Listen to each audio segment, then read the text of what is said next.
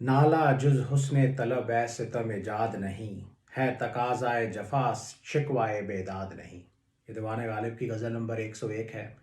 बड़ी खूबसूरत गज़ल है। एक दो नए रंग गालिब साहब ने इसमें इंट्रोड्यूस किए हैं जो मुझे बड़े पसंद आए, और कुछ बड़ी कॉम्प्लेक्स इमेजरी और इमेजिनेशन भी गालिब साहब ने कुछ शेरों में इस्तेमाल की है।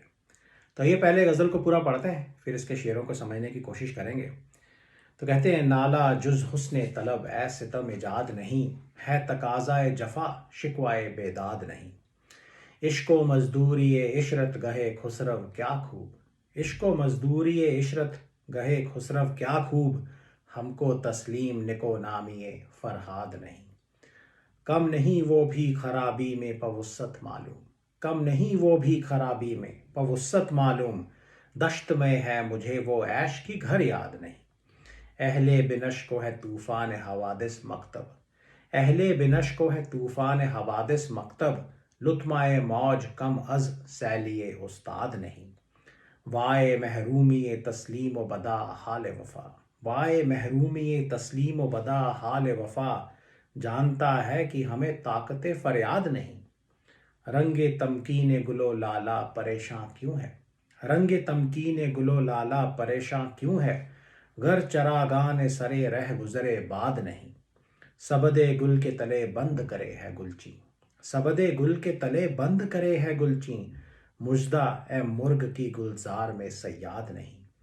नफ़ी से करती है इस बात तराविश गोया, नफ़ी से करती है इस बात तराविश गोया, दी है जाए दहन उसको दमे इजाद नहीं। कम नहीं जलवा गरी में तेरे कूचे से बहिश्त, कम नहीं जलवा गरी में तेरे कूचे से बहिश्त, यही नक्शा है भले इस कदर आबाद नहीं।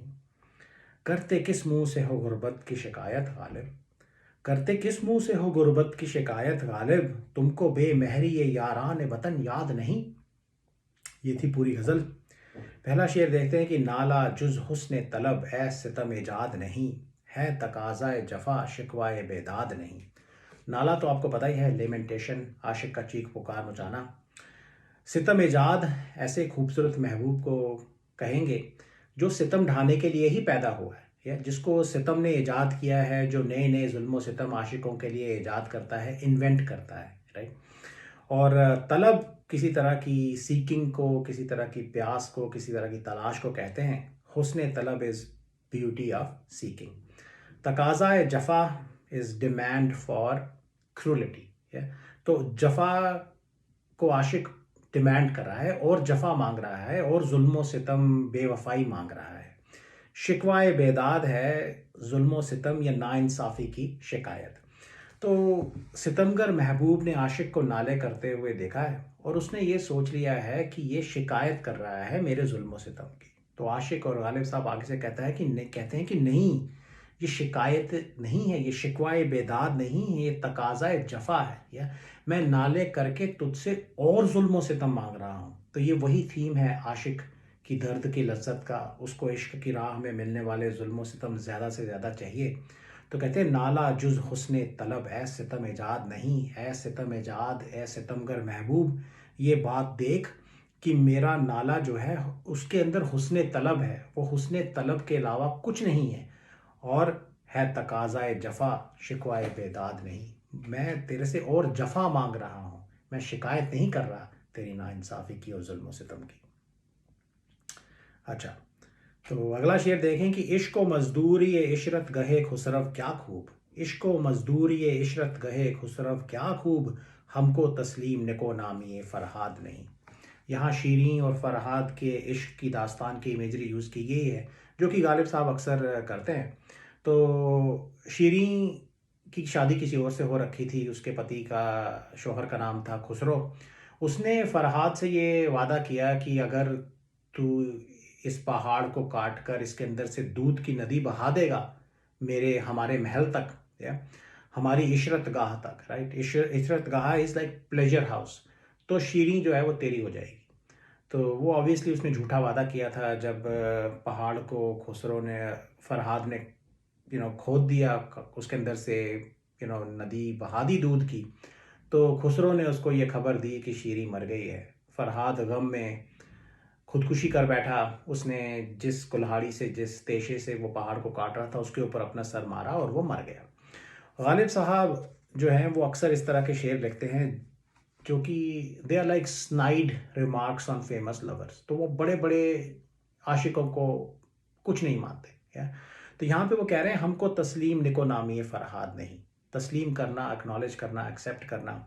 निको नामी गुड रेपुटेशन। तो कहते हैं कि हमको तस्लीम निको नामी फरहाद नहीं, हम नहीं मानते कि फरहाद बहुत बड़ा आशिक था। क्यों? इश्क व मजदूरी इशरत गहे खुसरव क्या खूब। या कि क्या खूब, ये एक सरकास्टिक रिमार्क है कि क्या खूब तुम आशिक हो कि तुमने इश्क किया और अपने रकीब, यहाँ पे जो खुसरो था वो रकीब था, उसकी इशरत गाह के लिए तुमने मजदूरी की।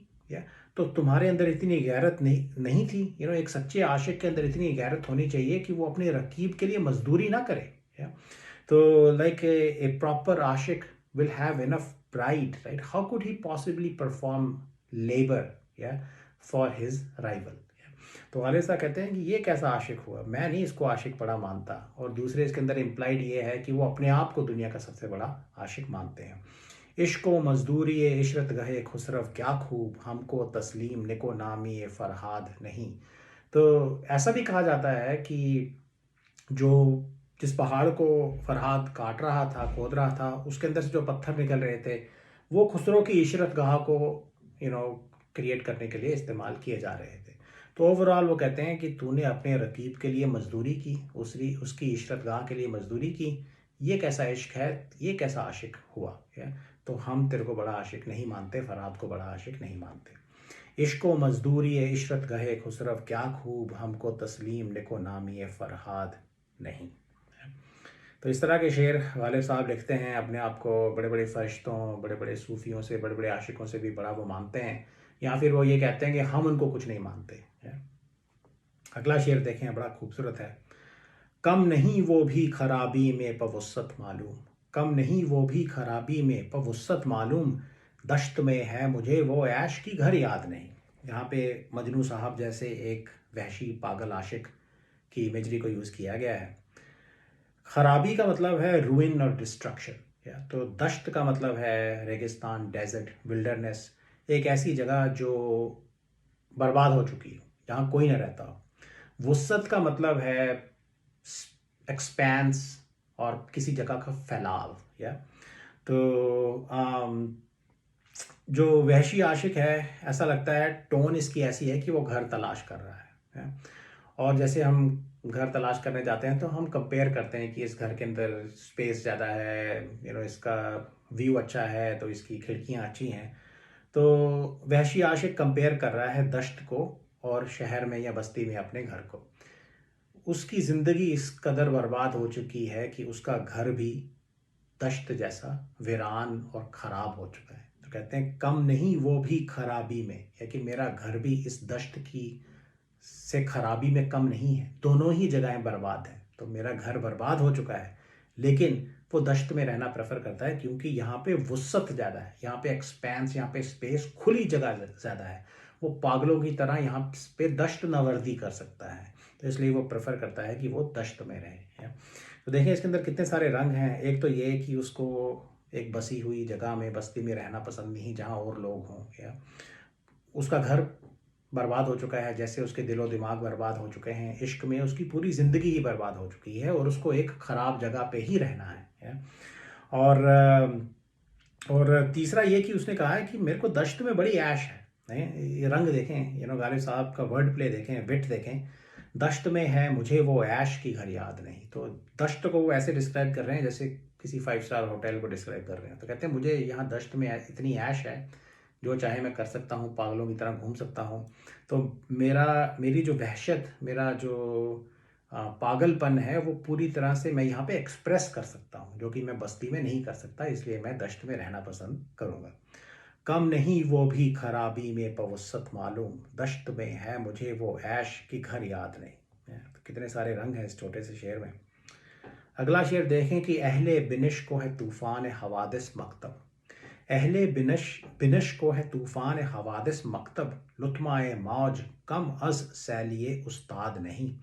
अहले बिनश का मतलब है नज़र रखने वाले लोग, विजडम रखने वाले लोग, इनसाइट्स रखने वाले लोग, या तो अहले नज़र भी दूसरी जगह पे इस्तेमाल किया गया है। हवादिस, तूफ़ान हवादिस का मतलब है मुसीबतों का, बलाओं का तूफ़ान, जो ज़िंदगी में आपको मुसीबतें फ़ेस करनी पड़ती हैं या हार्डशिप्स, कैलामिटीज़ आपके रास्ते में आती हैं। मकतब का मतलब है स्कूल, जहाँ पे आप सबक सीखने के लिए जाते हैं, पढ़ने के लिए जाते हैं। लुत्माए मौज, समंदर की मौजों के थपेड़े, जैसे वो कि किनारे पे आके बार बार किनारे पे लगती हैं, कोई चट्टानें हों तो उनके ऊपर लहरों के थपेड़े पड़ते हैं, तो उनको उसको लुत्माए मौज बोलेंगे।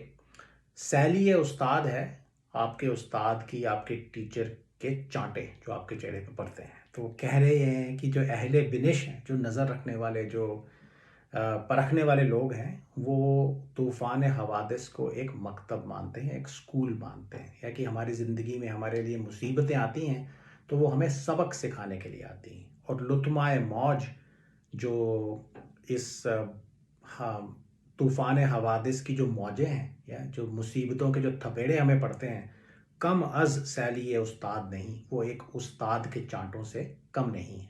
तो उस्ताद का मकसद ये नहीं होता कि वो आपको चांटा मार के आपको ज़ख्मी कर दे, राइट। उसका मतलब ये होता है कि वो आपको सबक सिखाए, या तो उसी तरह वो कहते हैं कि ये जो तूफ़ान हवादिस की मौजें हमारी ज़िंदगी में आती हैं, जो परखने वाले लोग हैं वो समझते हैं कि ये हमें सबक सिखाने के लिए आए हैं। जिनके पास नज़र नहीं है देखने वाली, वो परेशान हो जाते हैं, वो जांचते, इस बात को नहीं समझते कि मुसीबतें हमारी ज़िंदगी में सबक सिखाने के लिए आई हैं। तो कहते हैं कि अहले बिनिश को है तूफ़ान हवादिस मकतब, लुत्माए मौज कम अज़ सैलिए उस्ताद नहीं, right. The slaps of the waves of problems और calamities is no less than the slaps of a teacher. They have both come to teach us a life lesson. अगला शेर देखें। वाए महरूमी तस्लीम व बदा हाल वफ़ा, जानता है कि हमें ताकत फ़रियाद नहीं। महरूमी का मतलब होता है डेप्रीवेशन, बुरी किस्मत, इल फॉर्चून के लिए भी ये लफ्ज़ इस्तेमाल किया जाता है, और बुरी किस्मत यहाँ पे शायद ज़्यादा रेलिवेंट मीनिंग है। तस्लीम करना, अपने आप को सबमिट कर देना, किसी के आगे अपने आप को झुका देना, किसी को अपने आप से बड़ा मान लेना। और वफ़ा तो आपको पता ही है। ताकत फ़रियाद का मतलब है फ़रियाद करने की ताकत होना, like strength to complain about something. तो गालिब साहब यहाँ पे कह रहे हैं कि हम महबूब के वफ़ादार हैं, उससे वफ़ा करते हैं और उसके सामने अपने आप को तस्लीम कर देते हैं, right. We have submitted ourselves, right. तो लेकिन हमारी ये जो सबमिसिवनेस है, जो हम अपने आप को महबूब के सामने झुका देते हैं, इसका सिला हमको नहीं मिला है। तो वो महबूब के सामने अपने आप को झुका देते हैं, उसके वफ़ादार हैं, और वो खामोश उसके सामने खड़े रहते हैं, वो शिकायत नहीं करते। और वो शायद एक्सपेक्ट ये कर रहे थे कि उनको इस बिहेवियर को एक्नॉलेज किया जाएगा, इसका कोई पॉजिटिव रिजल्ट उनको मिलेगा। लेकिन आगे से क्या हुआ कि महबूब क्या समझता है, जानता है कि हमें ताकत फ़रियाद नहीं, कि हम चुप इस वजह से हैं क्योंकि हम उसके सामने अपने आप को तस्लीम करते हैं, उसके वफ़ादार हैं। और वो आगे से ये समझता है कि हम कमज़ोर हैं, हमारे पास ताकत ही नहीं है कि हम शिकायत कर सकें। तो रंग देखें कि शायद वो ये भी कहने की कोशिश कर रहे हैं कि मेरे अंदर ताकत है, मैं नाले कर सकता हूँ, मैं शिकायत भी कर सकता हूँ, मैं सिर्फ इसलिए नहीं करता क्योंकि मैं तेरा वफ़ादार हूँ। और लेकिन आशिक को उसके पेशेंस की, उसकी वफ़ा की, उसकी सबमिसिवनेस की कोई एक्नॉलेजमेंट नहीं मिल रही, बल्कि उल्टा महबूब ये समझ बैठा है कि आशिक कमज़ोर है। तो कहते हैं कि वाए महरूमी तस्लीम व बदा हाल वफ़ा, जानता है कि हमें ताकत फ़रियाद नहीं। तो बेचारा आशिक है, उसकी स्टेट है कि वो तो अपने आप को झुकाता है, खामोश रहता है महबूब के आगे। महबूब समझता है, ये भी महबूब की जुल्मों से तम ढाने की ही एक अदा है कि वो समझता है ये तो कमज़ोर एक इंसान है, शिकायत भी नहीं कर सकता। अगला शेर देखें, थोड़ा फ़िलोसॉफ़िकल है, पर आपको गालिब साहब की इमेजिनेशन की दाद देनी पड़ेगी। कहते हैं रंगे तमकीन गुलो लाला परेशान क्यों है, रंगे तमकीन गुलो लाला परेशान क्यों है, घर चरागान सरे रह गुजरे बाद नहीं। तमकीन का मतलब होता है जिसको पायदारी कहा जाता है, एस्टैब्लिशिंग और कंफर्मिंग।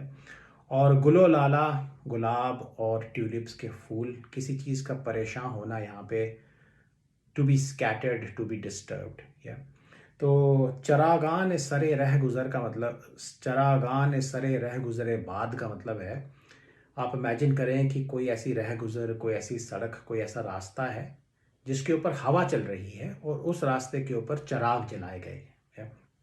तो गालिब साहब ने गुलो लाला फूलों को, इस दुनिया की खूबसूरत चीज़ों को उन चरागों से कंपेयर किया है। तो उनकी इमेजिनेशन में जहाँ पे हवा चल रही हो, अगर वहाँ पे चराग जलाए जाएं तो वो चराग, उनकी जो फ्लेम्स होंगी वो परेशान हो जाएंगी, दे विल बी स्कैटर्ड, और कुछ समय के बाद वो चराग बुझ जाएंगे है। तो वालिद साहब उसी तरह कह रहे हैं कि रंगे तमकीन गुलो लाला परेशान क्यों है। ये रिटोरिकल क्वेश्चन है कि ये गुलों का जो रंग है ये परेशान क्यों है, अगर ये भी चरागान सरे रह गुजरे बाद नहीं। उनका कहने का मतलब ये है कि जिस तरह से चराग हवा में परेशान होते हैं और फिर बुझ जाते हैं, उसी तरह से ये जो खूबसूरत फूलों का जो रंग है ये भी पायदार नहीं है, ये भी बिखर जाएगा और एक दिन ये हवा में उड़ जाएगा, इट विल डिसअपीयर। तो इफ़ेक्टिवली बाहर का मौसम चला जाएगा, और जो खूबसूरत फूल खिले हैं वो भी मर जाएंगे। तो शायद इसके पीछे मैसेज ये है कि इस दुनिया की सारी खूबसूरत चीज़ें जो होती हैं वो शॉर्ट लिव्ड हैं, लेकिन जो उन्होंने सिमिली यूज़ की है, उन्होंने जो खूबसूरत फूल हैं उनको ये फ्लिकरिंग जो लैम्प्स हैं उनके साथ कंपेयर किया है, right. They too will wither and vanish after a short period of time, so all beautiful things are short lived. पर जैसा मैंने कहा कि आप इमेजिनेशन देखें उनकी, रंगे तमकीन गुलो लाला परेशान क्यों है, घर चरागान सरे रह गुजरे बाद नहीं, कि ये एक ही जैसी चीज़ें हैं, शॉर्ट लिव्ड हैं, थोड़ी देर परेशान होंगी और फिर बिखर जाएंगी, ख़त्म हो जाएंगी। अगला शेर देखें, इसके अंदर भी उनकी इमेजिनेशन देखें, ये थोड़ा एब्स्ट्रैक्ट है। कहते हैं कि सबदे गुल के तले बंद करे है गुलची, सबदे गुल के तले बंद करे है गुलची, मुजदा ए मुर्ग की गुलजार में सयाद नहीं। सबद का मतलब होता है टोकरी, जिसके अंदर गुलची, गुलची वो है जो इंसान बगीचे में से फूल चुनता है, उसने गुल चुन के, गुलाब चुन के एक टोकरी में रखे हैं और उसके नीचे जो मुर्ग है, जो पक्षी है, उसको बांध दिया है या बंद कर दिया है। और शायद यहाँ पे गुल और बुलबुल के इश्क की दास्तान की इमेजरी यूज़ की गई है। सबदे गुल के तरे तले बंद करे है गुलची, लेकिन दूसरी लाइन में कहते हैं मुजदा ए मुर्ग, मुजदा होता है खुशखबरी, मुर्ग पक्षी को कह रहे हैं तेरे लिए खुशखबरी है ये क्या, कि गुलजार में सयाद नहीं, कि इस गुलिस्तान में सयाद नहीं, शिकारी नहीं जो कि तेरा कत्ल कर देता है। तो जो पक्षी है मेरे ख्याल से वो यहाँ पे जो मुर्ग है वो आशिक है और गुल उसका महबूब है। तो इसके अंदर दो तीन रंग छुपे हैं। एक तो ये कि बेचारा आशिक, या वो जो गुल है, पूरी दुनिया ये समझती है, उसको ये बोला जा रहा है कि तू अपनी खुशकिस्मती जान कि तेरा कत्ल नहीं यहाँ पे हो गया, या।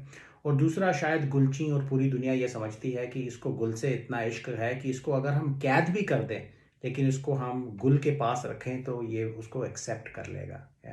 तो बेचारा लाचार आशिक है, तो उसको बांधा तो गया है टोकरी के साथ, लेकिन उसको गुल के पास भी रखा गया है और वो बेचारा इसी बात से खुश है। दुनिया शायद मानती है कि वो इसी बात से खुश रहेगा, या। और हेल्पलेसनेस ऑफ आशिक, उसकी लाचारी, तो दुनिया सोचती है कि वो कुछ भी एक्सेप्ट कर लेगा और शायद उसने एक्सेप्ट कर भी लिया है। तो उसको ये बोला जा रहा है कि भाई तुमको बांधा तो जा रहा है, लेकिन इस बात की गनीमत मानो कि तुम्हारा कत्ल नहीं किया जा रहा है। तो कैसी स्टेट है उसकी इस दुनिया में। तो ये एक नए अंदाज का शेर था। दूसरे शेरों में गालिब साहब ने जो सयाद आता है उसको भी आशिक कई बार बताया है, और आशिक उसको भी महबूब बताया है कई बार, और आशिक उसके हाथों कत्ल होना चाहते हैं, उसके जाल में फंसना चाहते हैं। यहाँ पे इन्होंने एक नई अलग किस्म की इमेजरी इस्तेमाल की है। तो कहते हैं सबदे गुल के तले बंद करे है गुलची, मुजदाए मुर्ग की गुलजार में सयाद नहीं। बेचारे आशिक को कहा जा रहा है कि तेरे को कैद तो किया गया है लेकिन तेरे को गुल के साथ रख दिया गया है, इसी बात का शुक्र मना, या शुक्र मना कि आज यहाँ पे सयाद नहीं तो तेरा कत्ल हो जाता। अच्छा, ये अगला शेर देखें, इसके अंदर इतनी लेयर्स हैं और इसको समझना बड़ा मुश्किल है, बड़ा एब्स्ट्रैक्ट है, लेकिन अगेन गालिब साहब की इमेजिनेशन देखें आप इसके अंदर। कहते हैं कि नफ़ी से करती है इस बात तराविश गोया, नफ़ी से करती है इस बात तराविश गोया, दी है जाए दहन उसको दमे इजाद नहीं। या अच्छा, नफ़ी का मतलब है निगेशन, या ना का लफ्ज़ जो होता है उसको भी निगेशन की सेंस में आप कह सकते हैं। और इस बात हो के भी कई मतलब हैं, अफर्मेशन, पॉजिटिवनेस, हाँ का लफ्ज़, या फिर किसी बात का प्रूफ। या तो यहाँ और तराविश करने का मतलब होता है टपकना। तो वो कह रहे हैं कि नफ़ी से इस बात तराविश करती है। या तो निगेशन से अफर्मेशन या प्रूफ टपकता है। या और दूसरी लाइन में वो कहते हैं दी है जाए दहन, दहन का मतलब होता है मुंह या माउथ, दी है जाए दहन उसको दमे इजाद नहीं। दमे इजाद है द मोमेंट ऑफ क्रिएशन, कि जब इस खूबसूरत महबूब को बनाया गया तो उसको मुंह की जगह नहीं का लफ्ज़ दे दिया गया।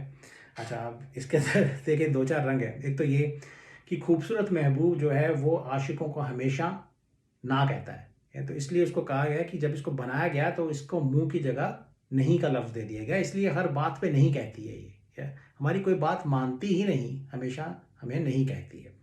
और दूसरा जो कॉन्सेप्ट और इमेजरी इसके अंदर इस्तेमाल की गई है वो ये है, हमने दूसरी जगह पे भी देखा है कि खूबसूरत महबूबों की एक निशानी ये होती है कि उनका मुंह बहुत छोटा होता है, इतना छोटा होता है कि आशिकों को लगता है कि वो मुंह एग्जिस्ट ही नहीं करता। तो यहाँ पे वो कह रहे हैं कि जब इस खूबसूरत महबूब को ईजाद किया गया, इसको बनाया गया, तो उसको उसके मुंह की जगह नहीं का लफ्ज़ दे दिया गया, इसलिए वो बार बार नहीं नहीं कहती है हमको। या अच्छा, और अब इस बात तो नहीं नफ़ी हो गया, अब इससे इस बात कैसे तराविश करती है, इस बात कैसे टपकती है, वो ये है कि आशिकों को लगता है कि उसका मुंह एग्जिस्ट नहीं करता, लेकिन वो ना ना बोलती है, नहीं नहीं हमको कहती है। इस बात से ये प्रूव होता है कि उसका मुंह चाहे छोटा ही हो, है तो सही, होगा तो सही, मुंह के बिना वो नहीं कहेगी कैसे। है? तो ये बड़ी कॉम्प्लेक्स एक थॉट है। आई डोंट इवन नो कि कोई इंसान ऐसी कॉम्प्लेक्स थॉट सोच कैसे सकता है और फिर ऊपर से शायरी लिखना इस बात पे। We have to admire Mirza Ghalib for that. तो कहते हैं नफ़ी से करती है इस बात तराविश गोया, उनका ये क्लेम है कि निगेशन से, डिनायल से प्रूफ जो है, एफर्मेशन टपकती है। और उसका उन्होंने इस क्लेम का प्रूफ उन्होंने ये दिया है कि महबूबा हमें हमेशा ना कहती है, और उसके ना कहने से ये प्रूव होता है कि उसके पास मुंह है। या वरना हम ये समझते थे कि जब उसको बनाया गया तो उसको मुंह दिया ही नहीं गया, मुंह की जगह उसको नहीं का लफ्ज़ दिया गया, इसीलिए वो हमेशा हमें नहीं कहती है, कोई बात हमारी मानती ही नहीं। नफ़ी से करती है इस बात तराविश गोया, दी है जाए दहन उसको दमे इजाद नहीं। I hope it made sense. अच्छा, अगला शेर बड़ा खूबसूरत है, अगले दो शेर बड़े खूबसूरत हैं। कहते हैं कि कम नहीं जलवा गरी में तेरे कूचे से बहिश्त, कम नहीं जलवा गरी में तेरे कूचे से बहिश्त, यही नक्शा है भले इस कदर आबाद नहीं। है? तो जो आशिक है वो बहिश्त से, पैराडाइज से, जन्नत से महबूब के कूचे को, उसकी गली को कंपेयर कर रहा है। तो आशिक की नज़रों में वो कहता है कि कम नहीं जलवा गरी में तेरे कूचे से बहिश्त, या कि जो ये तेरा कूचा जो है वो बहिश्त से कम नहीं है जलवागरी में, ऐसे ऐसे जलवे, ऐसी ऐसी खूबसूरती है वहाँ पे। इनफैक्ट अगर आप लैंग्वेज देखें तो वो कहते हैं कि वो बहिश्त को कूचे से कंपेयर कर रहे हैं। कहते हैं कम नहीं जलवागरी में तेरे कूचे से बहिश्त, के बहिश्त जो है वो तेरे कूचे से जलवागरी में कम नहीं है। तो बहिश्त इतनी बड़ी जगह है, तो आशिक का कूचा, महबूब का जो कूचा जो है वो तो इस ज़मीन की छोटी सी चीज़ है, लेकिन आशिक जो है वो बहिश्त को कंपेयर कर रहा है कूचे से। आशिक के लिए इतनी बड़ी चीज़ है अपने महबूब की गली, यही नक्शा है भले इस कदर आबाद नहीं। तो कहते हैं कि सेम उसका नक्शा है बहिश्त का जैसा तेरी गली का है, लेकिन फ़र्क यह है कि बहिश्त इस कदर आबाद नहीं है। तो रंग देखें इसके अंदर, पूरी कायनात ही खूबसूरत महबूब से इश्क करती है, तो उसके आशिक जो हैं वो उस गली में अपना ठिकाना किए हुए बैठे रहते हैं। तो जो गली है महबूब की, it is populated with lovers. या लेकिन बहिश्त जो है वहाँ पे इतने लोग नहीं हैं, राइट। तो she is such a beautiful beloved that everybody is in love with her and her lovers there are so many lovers, always they hang out in her street. या बहिश्त में इतने लोग नहीं हैं।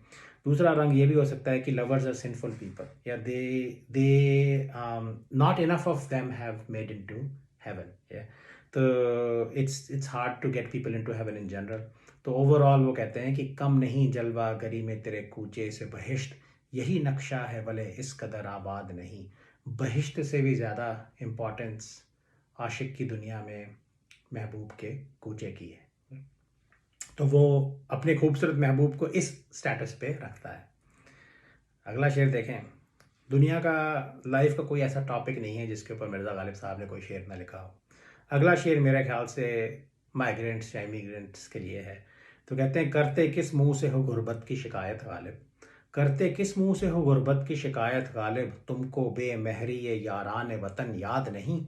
गुर्बत गरीबी के लिए भी इस्तेमाल किया जाता है, पॉवर्टी के लिए भी इस्तेमाल किया जाता है। वो ऐसी स्टेट के लिए भी इस्तेमाल किया जाता है जब आप अपने वतन से, अपनी कंट्री से दूर कहीं पे हों।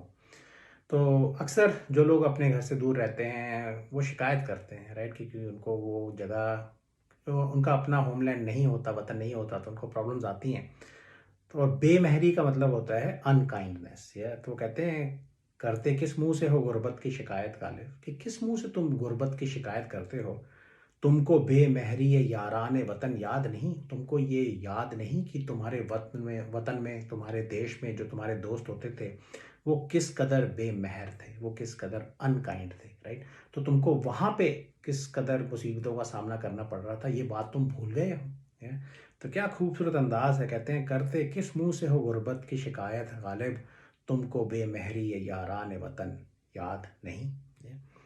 तो ये तो थी पूरी गज़ल। I hope you enjoyed it. Thank you.